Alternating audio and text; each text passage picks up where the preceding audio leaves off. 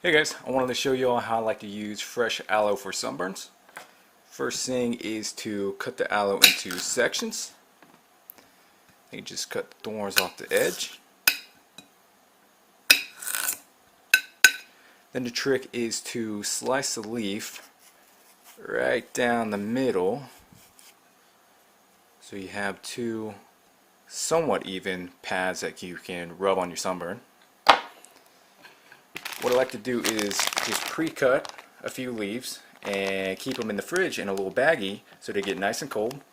And whenever I need a piece, just take one out, give it a few scrapes with the fork, just release that gel trapped inside. Then you rub it on the sunburn. I mean, nothing feels better on a bad sunburn than a fresh, cold piece of aloe. Enjoy, guys!